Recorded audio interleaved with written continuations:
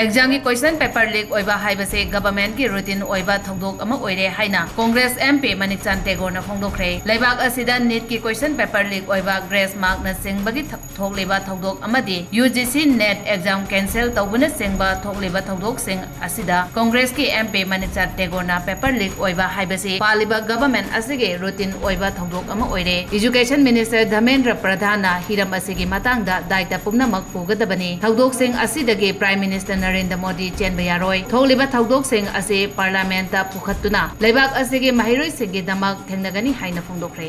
Government is speaking. Paper leaks has become a daily routine now. Paper leak in NEET has happened. Paper leak in UGC, NET has happened. Who is responsible?